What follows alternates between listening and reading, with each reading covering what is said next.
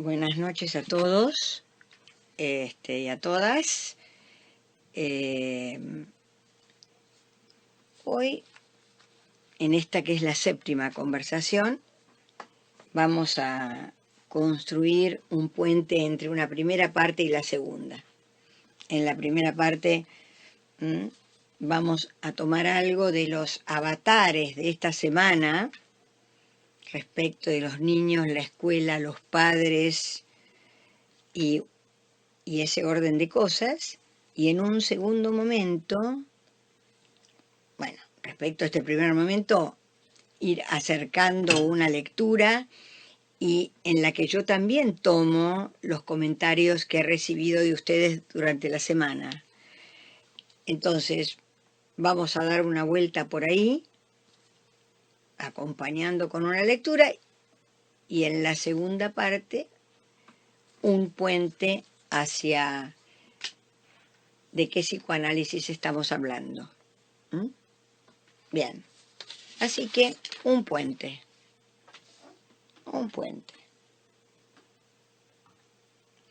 Entonces,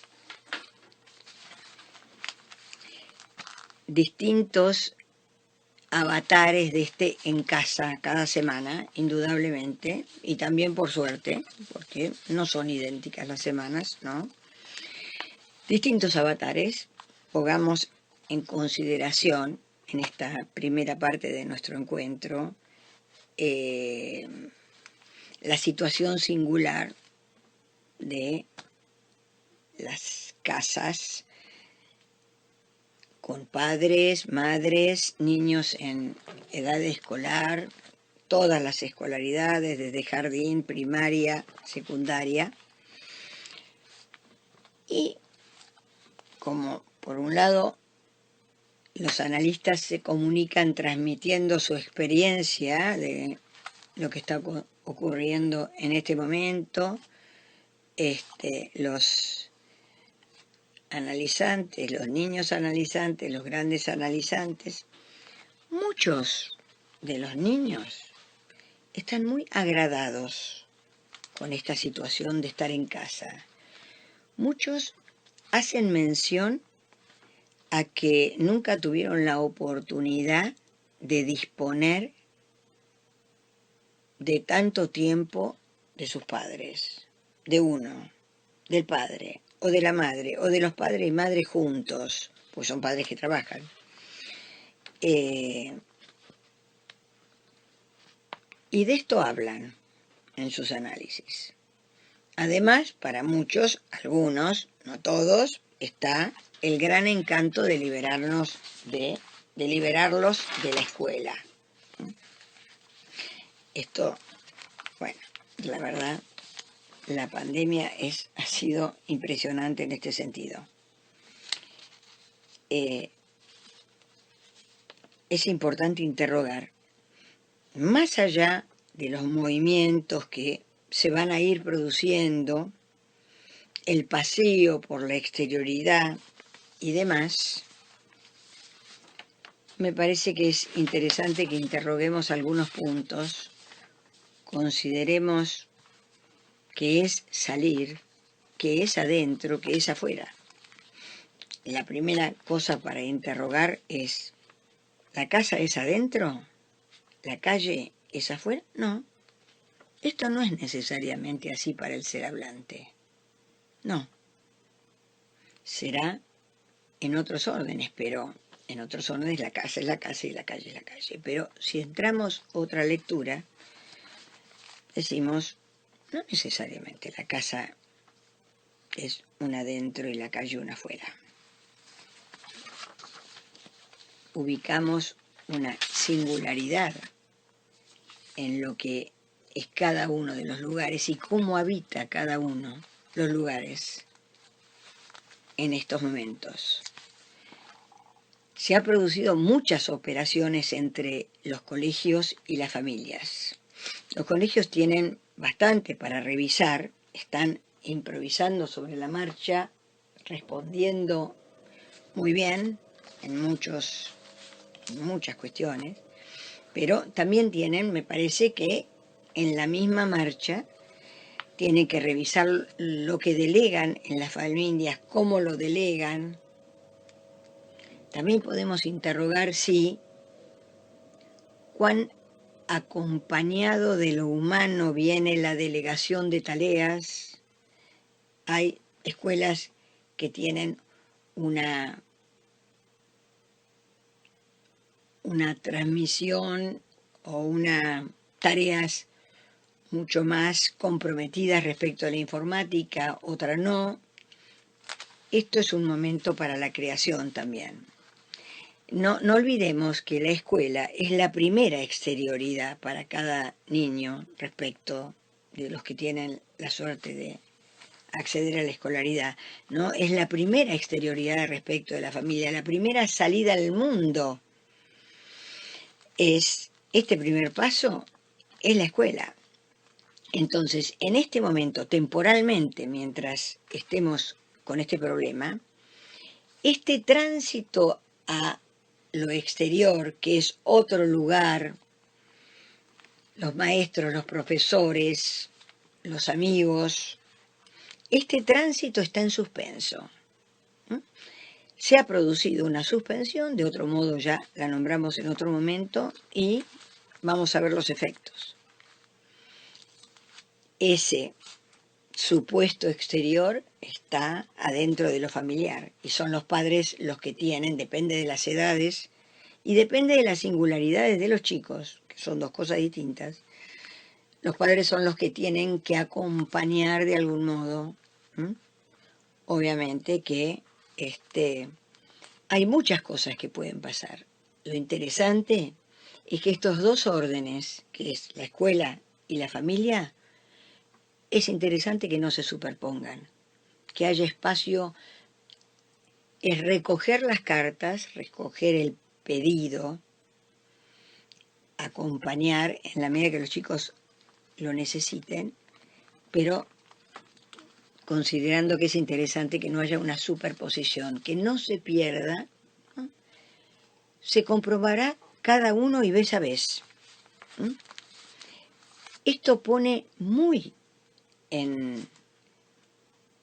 visible el tema de la autonomía de los chicos, ¿no?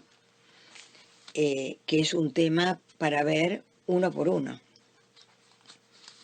En cada uno de los niños y niñas y en qué momento de su vida están. No digo etariamente, lo digo en un sentido más intenso, ¿no? ¿En qué momento de la vida los tomó esta contingencia donde han vuelto a las casas? Muchas familias han comentado que encontraron que los chicos están siendo más autónomos respecto de las tareas, contrario a lo que podría pensarse. Con los padres más a mano, no. También pasa eso. Es decir, este es un momento como para poner en valor el lugar de la singularidad que tiene, el lugar que la singularidad tiene en el psicoanálisis. Y dejemos que los momentos, las semanas nos sorprendan. Hay familias en las que la tarea delegada ha sido muy bienvenida, en otros aborrecida, por supuesto, es parte de la vida y del humano. Acá no se trata de que transformemos todo en rosas, sino que veamos qué es lo que pasa, qué nos pasa y qué pasa en cada familia. Indudablemente hemos constatado la enorme dificultad de la combinación entre padres que tienen que acompañar la tarea de los chicos y están haciendo trabajo remoto, home office, trabajo desde la casa. Esas son las situaciones más complicadas. La situación en general no tiene nada fácil, pero tiene singularidades. Algunas familias han recibido con alegría, otras no, esta delegación. ¿Qué podríamos decir? No podemos no tener un pensamiento y decir, ¿cómo será el final de año? Primero que no sabemos cuándo va a poder retomarse lo presencial, que es otra cosa, es otra cosa. Estamos experimentando con esto, pero es otra cosa. Bien, no sabemos cuándo va a poder dárselo presencial nuevamente, pero lo que está claro es que hay consecuencias interesantes y no interesantes que podemos empezar a buscar ya, a rastrear ya, a pensar ya de este modo. En este traslado de la escuela, de la educación online, trasladada a las familias, esto se recibe de muy diferentes formas, no solo por lo que dije del agrado y el desagrado, sino porque las condiciones son muy diferentes en unos hogares que en otros. En algunos hogares no está la informática de ningún modo, o está la informática bajo la forma de una computadora compartida por todos. Acá ya nos encontramos con muchas singularidades. Bien, estamos hablando de diferencias económicas. En otros hay más disponibilidades, obviamente, que el saldo a favor se va a jugar en términos de los que tengan más posibilidades de aprovechar este momento. Así que va a haber mucho que pensar de esto, porque en realidad podemos decir, sí lo podemos decir ya, con lo que sabemos podemos decir ya, que va a haber un aumento de las diferencias. Y esto, del peso de la diferencia económica, va a haber un agrandamiento de las diferencias y esto no es bueno para nadie ni es bueno para el país. Pero vamos a ver qué podemos hacer con esto. También sorprende que en este estar en casa no parecería que muchos niños son los que más sufren. Por ahí hemos escuchado a lo largo de esta semana numéricamente, con la informalidad de no tener una estadística por FAME, y además no la vamos a tener, que son los padres los que están más especialmente preocupados con las tareas hogareñas, su propio trabajo, la ayuda a los chicos, la verdad, muy sobrepasados. Además sabemos que la información que nos transmiten es que, bueno, el pico peor todavía no ha pasado, así que se necesita realmente disponer de paciencia, incluir otras herramientas para ir leyendo lo que nos pasa, esto es lo que estamos haciendo en este momento, pero disponer de paciencia. Hay una pregunta respecto de la urgencia por salir. Una pregunta, diría ingenua. ¿Qué tiene de malo poder estar mucho en casa? Bien, esto se contesta singularmente en cada una de las familias. Si analizamos la escolaridad de los últimos años, de las últimas décadas, podríamos decir que ha ido avanzando la salida prematura de los chicos hacia la escolaridad. Jardín maternal, antes, esto no existía antes, jardín maternal, antes del jardín, bueno, luego primaria y secundaria, obviamente. Pero los niños han salido prematuramente y no de la mano de el tiempo de los niños necesariamente. Para algunos ha sido estupendo, pero para muchos otros no. Para muchos otros esta salida temprana ha tenido que ver con los ajustes necesarios de una familia para llevar adelante el trabajo de los padres, con los que se lleva adelante la familia. Entonces, la doble escolaridad está muy de la mano de lo laboral de los padres, ¿no? Si interrogamos a los grandes educadores que ya no están y los grandes educadores de hoy, también es interesante la pregunta de, en cada momento, más allá de lo etario y teniendo en cuenta lo etario, cuántas horas un niño debe dormir, debe jugar y debe ir al colegio. Las jornadas de doble escolaridad entre la ida y la vuelta y la doble escolaridad son 10 horas a veces para algunos niños. Entonces, ahora esto no está. Hay variaciones que nos cuentan los padres respecto del dormir de los chicos. Chicos que tenían trastornos de sueño, de pronto, de algún modo se han calmado. Bien. Estas escolaridades tan intensas en carga horaria no se han ordenado en relación a lo que necesita un niño en la mayoría de los casos, ¿no? Una salida, ¿no? La importancia de la exterioridad, que es la escolaridad desde el primer momento, no es necesario ni mencionarla, pero estamos hablando de lo prematuro de la salida o no.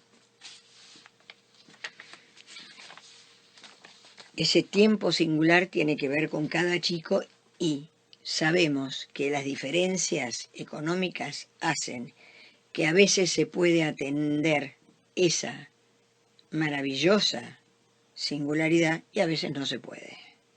Como siempre, bueno, y dimensionar la potencia del mercado contemporáneo con las exigencias laborales para los padres y todo lo demás. Se dan cuenta que damos vueltas y vamos tocando, ¿no?, las diferencias económicas, las injusticias de esas diferencias.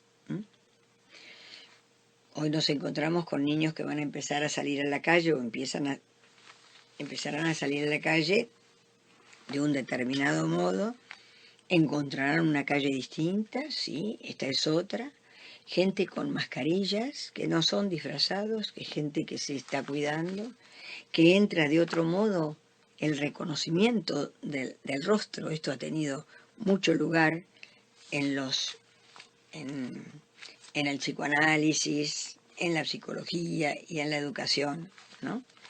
Cómo se reconoce el resto del otro. La mascarilla es una intervención. El niño, a medida que va pasando por distintos momentos de su vida, va apareciendo. Son sucesivas apariciones la infancia, sí. Pero también va tomando apariencia. Va tomando, en la medida que aparece, va tomando apariencia, que es el modo en que tiene con qué, cómo presentarse y transitar las distintas escenas de la infancia.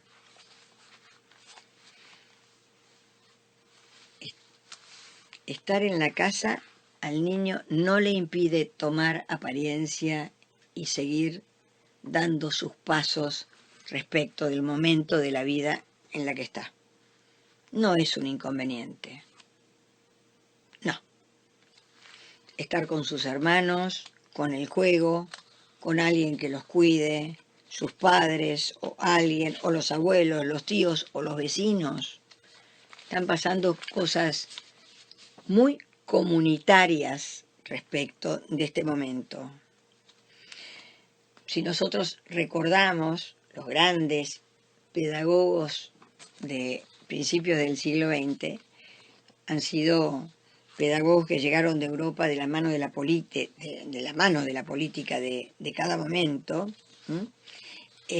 Había una dirección hacia colectivizar a los niños y a veces en algunos borrar la diferencia con el adulto, que no es nada interesante. Pero sí podemos decir que hay todo un lugar muy apreciado en la educación respecto de los contenidos, ¿sí? Pero hay algo bastante más interesante que los contenidos. Que pueda darse cuenta cada niño de sus posibilidades de hacer, no solo de aprender, de hacer. Más importante que cualquier contenido. Los contenidos van viniendo, pero que pueda tener la dimensión de lo que puede hacer, esto es muy importante. Darse cuenta de cuáles son sus posibilidades.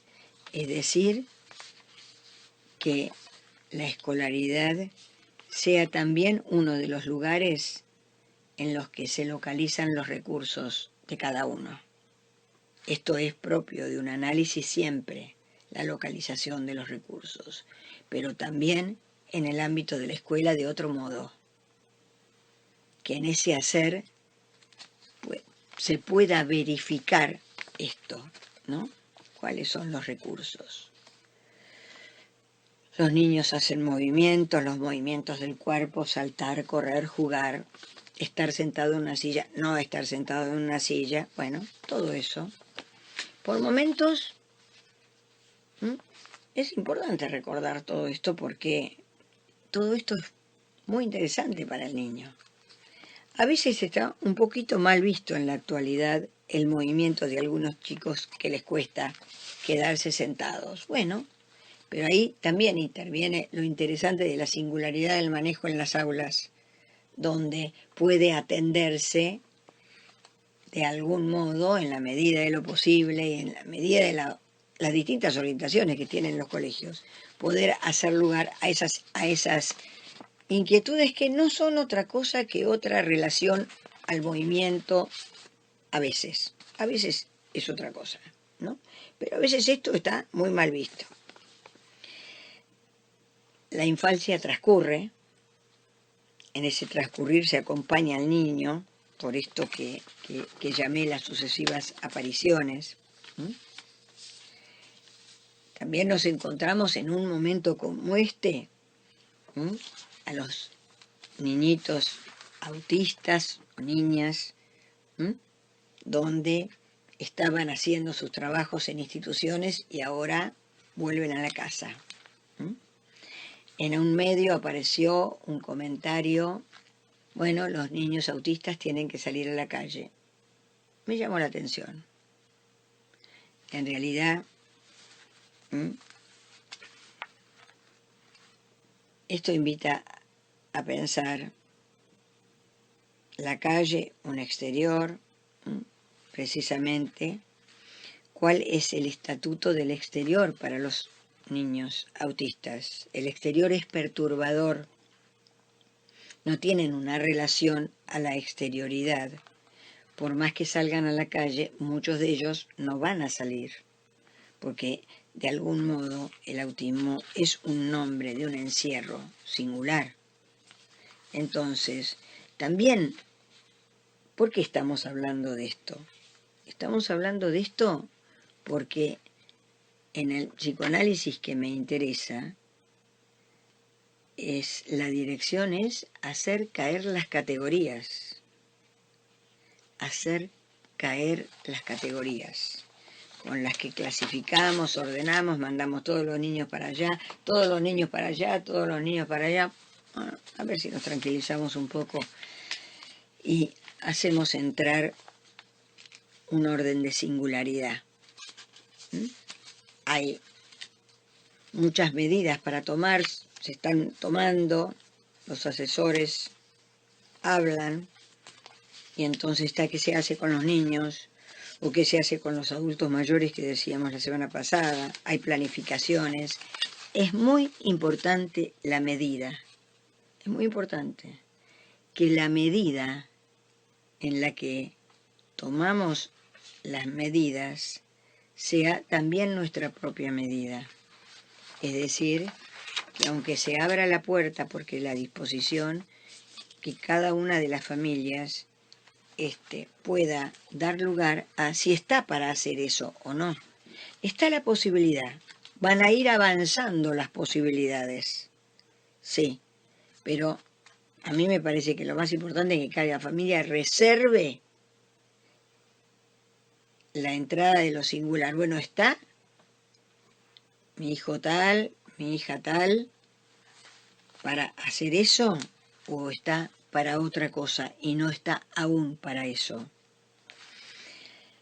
En relación a las normativas, bueno, es muy fácil decir, escuchamos quejas nombrando cierto disconfort, ¿sí? Me parece que la mirada crítica que quiere decir no es criticar, sino poder tomar una posición respecto de las cosas.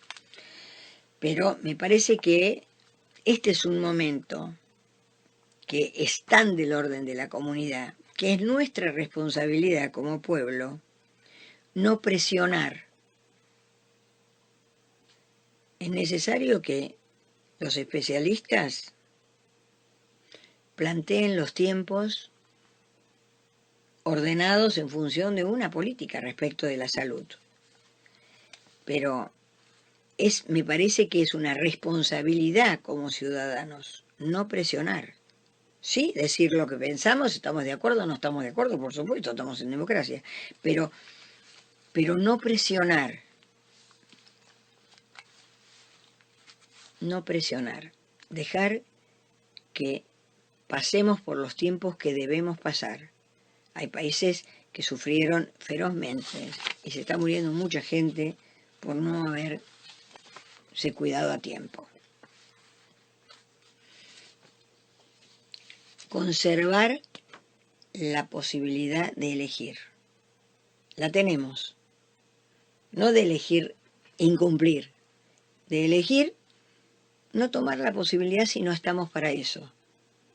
Muchísima gente, no niños, ha hecho comentarios de que aunque pueda hacer tal cosa, prefiere no hacerla aún. En el aún entra lo más singular de cada ser hablante. Entonces entra otro capítulo, así como está la responsabilidad de no presionar, sí, de hacer la crítica correspondiente, pero de no presionar para que pase lo que de pronto no sería bueno que pase, que necesitamos más tiempo. Este es un momento también para pensar en estos términos la responsabilidad. Es un momento de gran responsabilidad respecto del planeta. Está la responsabilidad respecto de la propia familia, del propio pueblo, de la propia ciudad, de la propia provincia, del propio país, pero también del planeta.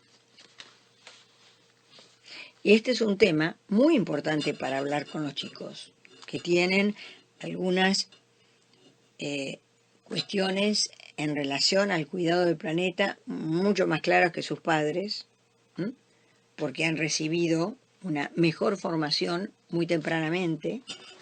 Así que, obviamente, depende de la edad de los chicos, pero poder hacerles llegar la responsabilidad respecto del planeta muy tempranamente es muy importante.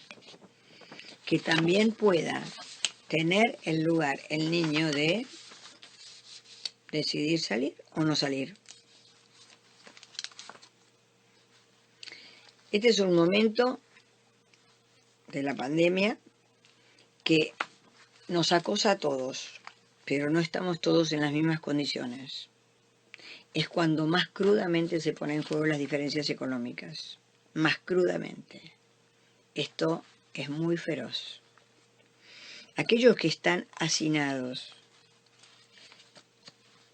vamos a hablar de salida a la calle cuando ya están en la calle.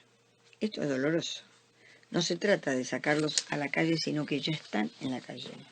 Esto es muy doloroso. Ahí el partido es otro. Hay niños que están siempre fuera, no en el living de su casa, sentados con un televisor. Están en el pasillo, con los vecinos, con el piso de tierra. Es más que nunca necesario tener en cuenta la totalidad de nuestra comunidad. Más que nunca. En realidad no la debemos olvidar nunca, pero en este momento, más que nunca. Este pensamiento que nosotros tenemos, cuidamos a los niños, qué le acercamos, qué le contestamos ante sus preguntas, tener toda una idea, la mentalidad de clase media en la cual, bueno, se pregunta a ver qué es más conveniente, qué no, porque hay posibilidades de elección. Con otras posibilidades económicas, la crianza está en manos de quien pueda, los padres en el mejor de los casos, el barrio, la cuadra, la vecina y quien sea.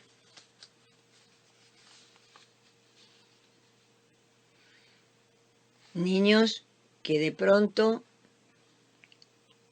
les duele más no disponer de poder ir a la escuela en este momento. Y niños que tienen otros recursos de comodidad en su casa menos desagradados con esto de no ir a la escuela. Algunos con la matraca, contentísimos. Entonces, en este momento queda conmocionada la escuela como exterioridad. Hubo que hacer una serie de pasos. La escuela, adentro de la computadora, adentro de las casas. Esto constituye a la escuela en un medio familiar, no necesariamente. Y es interesante que no lo sea. No necesariamente. Es un riesgo, por supuesto. Estos padres ahora, pero una cosa es un educador, y esto es importante transmitirlo. Una cosa es un educador y otra cosa es el padre que colabora con el educador acercándole contenidos y operaciones al hijo. Esto es importante porque eso es trabajar para que no se produzca una superposición y una pérdida de exterioridad, porque la disponibilidad para cada uno de exterioridad es lo que nos hace seguir queriendo ir hacia el mundo. Entonces, ha habido una delegación, pero es importante pensar que no haya superposición. Han habido muchos cambios, muchos. Algunos han venido para quedarse, bienvenidos sean cuando las posibilidades están, bien. Otros se van a ir, porque va a venir el correr de los recreos, el empujarse, el pelotazo y todo lo demás, el abrazo y el beso. Digamos que de las consecuencias de este momento nos vamos a dar cuenta en nosotros y en los hijos mucho más adelante, cuando podamos tener cierta distancia para volver a mirar este momento y lo que a cada uno le pasó con este momento, donde ahí es importante no introducir ningún universal.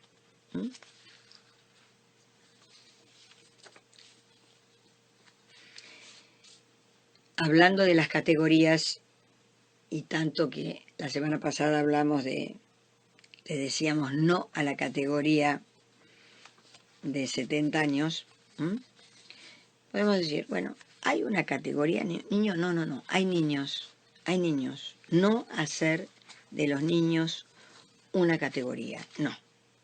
Es más interesante abordar a los niños, abordar lo niño de cada uno de nosotros que queda allí en algún lugar y que en nosotros lo niño se reduce cuanto más podemos elegir.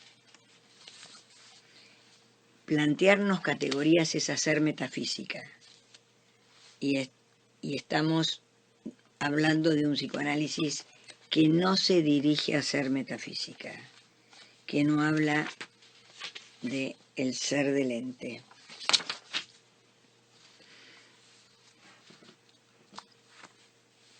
Entonces, en este momento donde empieza a ponerse la calle, bien, desencontrar la calle con el afuera, la casa con el adentro, es una operación interesante. Desencuentra porque se desencuentra, ¿m?, con lo identificado, y nos podemos encontrar con por dónde circulamos cuando circulamos. A veces circulamos solo dentro de nuestra mentalidad, ¿m?, aunque estemos en la calle. Entonces, en este momento interesa no ser cartesianos, ¿m?, binarios, adentro, afuera, blanco, negro. ¿M? Vamos a dirigirnos, hemos hecho mención en otros momentos, a pensar el análisis como lo que deconstruye los binarismos. Ese dos que se disputa un lugar, no hay lugar. Allí no hay lugar.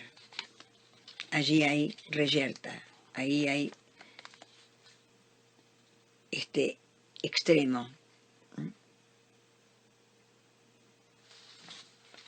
que vino, mejor dicho, en todo el recorrido de la metafísica cuando llega Descartes, que es el comienzo del pensamiento moderno, cuando llega con su pienso, luego existo, cogito, ergo sum. Esto tuvo muchas consecuencias en el pensamiento y en nosotros.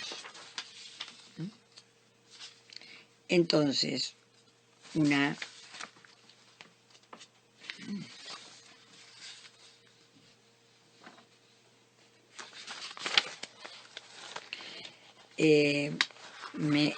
pensando en esto de la escolaridad, me di una pasada por los que fueron grandes educadores y cosas que realmente no recordaba.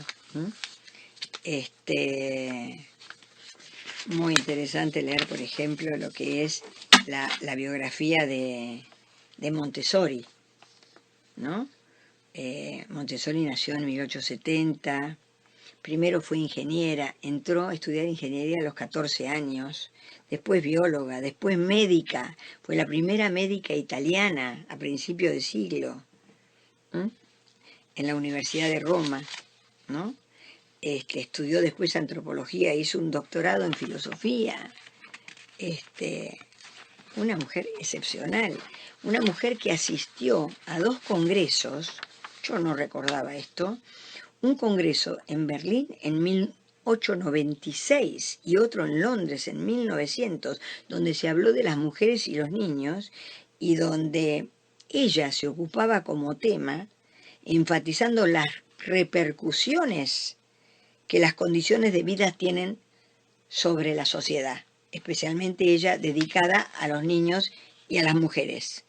Fue una mujer radicalmente de vanguardia. Después se dedicó solamente a los niños y el método Montessori está hoy presente en muchas escuelas específicas. Ella empezó a trabajar con niños perturbados mentalmente y se dio cuenta que, digamos, los rescató. Se dio cuenta que estaban un poco tirados y bastante marginados, y digo, no, pero estos que no pueden de pronto hacer lo mismo que el promedio de los chicos, tienen muchas posibilidades que no fueron, no se los acompañó a desplegarlas. Ella ha hecho una tarea extraordinaria en Occidente. Después pasaron cosas, ¿no? De pronto hay una anécdota donde está en una institución con niños con severas dificultades y además con niños sin ningún juguete ni nada. Entonces empieza a observar que los chicos juegan con las miguitas, hacen juegos con las miguitas. Y entonces, bueno, pone en juego la importancia de que haya juegos, de que haya objetos, pero diciendo algo muy interesante, no es entretengamos a los niños, digamos, en este salir de las sucesivas, hoy yo lo podría decir así, ¿no? No es exactamente como lo ha dicho ella, pero está en el espíritu de ella. En estas sucesivas apariciones que decimos es la infancia, el objeto llama, va, el niño va hacia esas cosas del mundo. ¿Mm? Entonces, bueno, muy ocupada de el valor de todo lo que el niño puede hacer por sí mismo. Bueno, tuvimos genios. Otro genio fue Henri Ballon, bueno, y muchos más. Entonces, pasemos a nuestro segundo momento, y que tiene radicalmente que ver con lo que dijimos. Entonces, hablando de los distintos psicoanálisis, hagamos una convocatoria al psicoanálisis, una convocatoria a los analizantes analistas, una convocatoria a la práctica. Tomemos siempre prestados, por ejemplo, me importa decir que el mundo es la totalidad de los hechos, no de las cosas. Esto es una frase que tiene muchas consecuencias. El mundo como la totalidad de los hechos, no de las cosas. El capitalismo acumula cosas, produce cosas, reproduce cosas. Estamos hablando de hechos. Me parece que en este cuestionamiento de la metafísica, que dice que el ser es, que se ocupa del ser del ente, también es interesante que metamos al psicoanálisis ahí y digamos, el psicoanálisis, no consideremos que existe, consideremos que lo inventamos cada vez contingentemente cuando hay efectos, cuando hay consecuencias. Entonces, el psicoanálisis no es un ser, no es un ente. Muestra en cada vuelta, y en cada vuelta por la repetición, alcanza algo de lo nuevo. Ahí diferenciamos reiteración de repetición claramente, muy claramente. Dejamos la reiteración por un lado y lo nuevo del lado de la repetición, como la entrada de lo nuevo. Es necesario ubicar las singularidades de los psicoanálisis. Se necesita renovar las llegadas. Estamos hablando del hacer. Del hacer. Se trata de hacer. Voy a recordar una frase del maravilloso escritor Fernando Pessoa, que hace 2 años la tomé, pero la repito hoy. Fernando Pessoa nació en el 88, 1888, y muere en el 35. Y dice algo que precisamente tiene mucho que ver con el final de la metafísica. Fíjense cuánto pasaje, cuánto en vez del ser es, el siendo hay en sus versos. De todo quedaron 3 cosas. La certeza de que siempre estaba comenzando. La certeza de que había que seguir.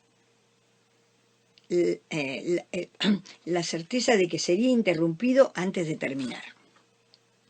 Hacer de la interrupción un camino nuevo. Hacer de la caída un paso de danza. Del miedo una escalera. Del sueño un puente. De la búsqueda un encuentro.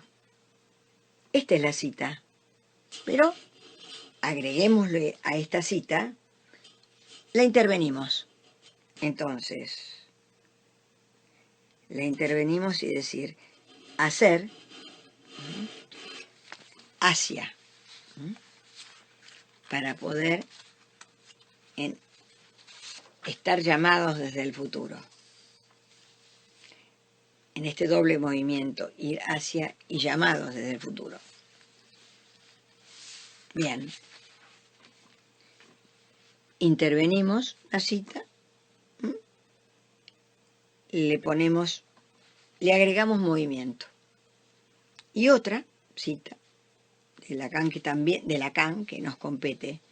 No interesa hasta dónde vamos a llegar, sino que haya quienes siguen. Podemos llamar esto realidad.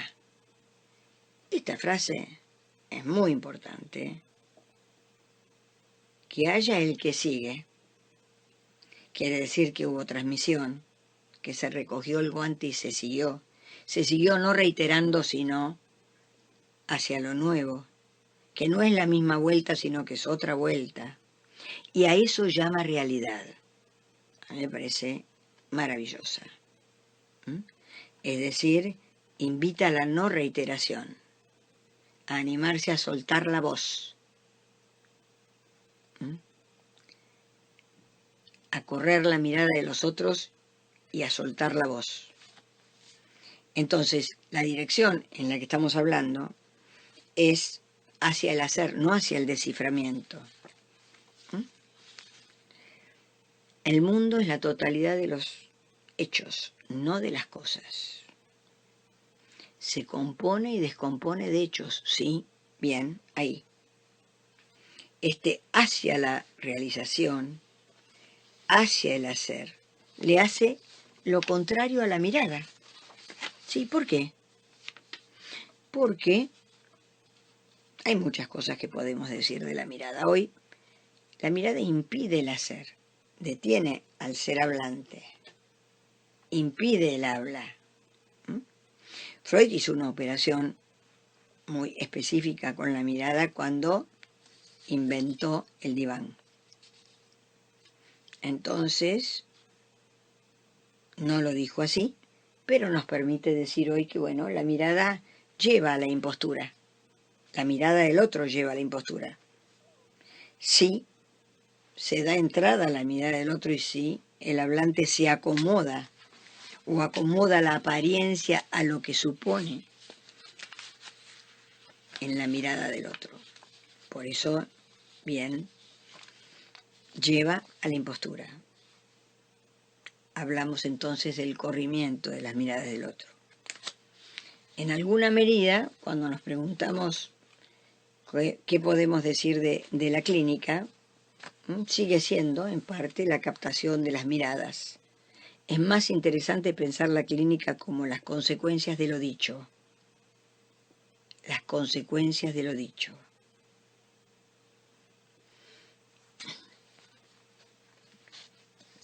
De este modo, los caminos, las consecuencias de lo dicho, y entonces las consecuencias hacia el hacer, hacia las últimas consecuencias de lo dicho. De este modo, volvemos a decir, sin el lenguaje en la mitad de la escena, subvirtiendo el lugar del lenguaje, reformular el lugar del lenguaje, no sin el lenguaje. ¿Por qué decimos ir a una subversión? Porque el lenguaje clasifica, hace categorías. Estuvimos con esta idea, estuvimos trabajando con el no a las categorías. Bien, el lenguaje clasifica, jerarquiza, hay una positivización del ser, el ser no es un ser que despliega su ser en el devenir de la vida. El lenguaje arma categorías. Entonces, corremos el lenguaje y hablamos del habla. Nos acompaña Heidegger, un camino al habla. Del mismo modo que estamos diciendo no al ser es, bueno, digamos, no demos al psicoanálisis como existente. Pensemos que lo inventamos o lo hacemos existir cada vez cuando algo acontece. Estamos diciendo no es. Contingentemente muestra en sus vueltas. Entonces va siendo, va siendo contingentemente cuando verdaderamente algo pasa del psicoanálisis. Entonces, estamos tomando la carta de, bueno, el lenguaje clasifica, el lenguaje petrifica. Es necesario que hagamos, sí, por supuesto, una invitación a los poetas. Estamos trabajando e introduciendo movimiento, el valor del movimiento. Estamos hablando de la superación de la metafísica. Toda una filosofía. Desde el comienzo de la filosofía, para algunos, la metafísica es la filosofía desde sus comienzos hasta Heidegger, ¿no? Considerado por muchos quien presenta el final de la metafísica.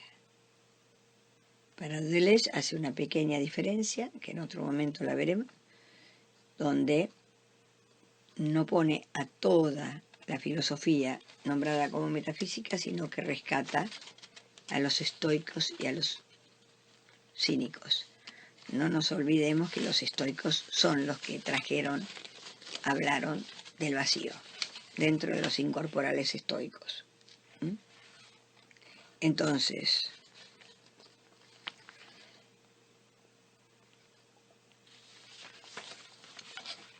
estamos hablando de ir más allá de la metafísica, más allá del ser del ente. Estamos realizando una severa crítica al cogito cartesiano.